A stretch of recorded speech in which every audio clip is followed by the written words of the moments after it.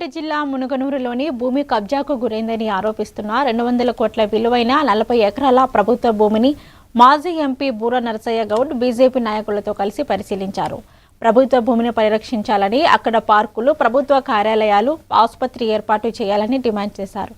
ఇక ఆక్రమణలకు వెంటనే తొలగించాలని, లేకపోతే రాష్ట్ర బీజేపీ ఆధ్వర్యంలోని ఉద్యమాన్ని చేపడతామని హెచ్చరించారు. దురదృష్టం ఏంటంటే రాజకీయ నాయకులు మంచి చేయకున్నా కూడా చెడు చేయరు. ఇది ప్రభుత్వ ఆస్తి, ప్రజల ఆస్తి. ఈ యొక్క ప్రభుత్వ భూమి అనేది ప్రజల ఆస్తి. ఇది రేవంత్ రెడ్డి ఆస్తి కాదు, రాహుల్ గాంధీ ఆస్తి కాదు. ఈరోజు దురదృష్టం ఏంటంటే ఈ యొక్క మునుగనూరులో ఉన్నటువంటి 44 సర్వే నంబర్, 48 సర్వే నంబర్లు దాదాపు మనకు 40 ఎకరాల ప్రభుత్వ భూమి ఉంది.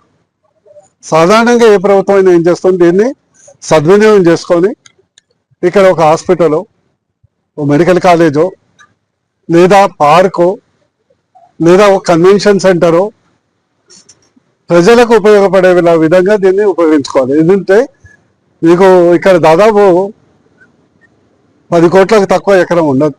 రోడ్డు అమ్మట అయితే 1,00,000 రూపాయలు, 20 దాకా పోతుంది. రోడ్డు అమ్మట మీకు తెలుసు 1,00,000 రూపాయలకు పై చెరికే గతం పోతుంది.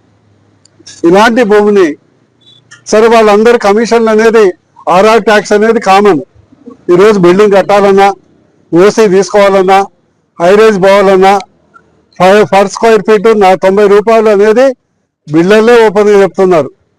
ఈ ఆర్ఆర్ ట్యాక్స్ మన భీమంపట్నంలో RRR ట్యాక్స్ ఈరోజు ప్రొవిషన్ లిస్ట్లో వేసేయడం జరిగింది.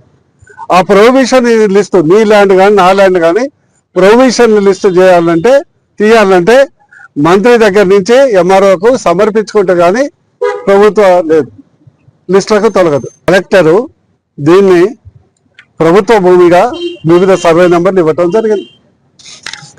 ఇంతలోనే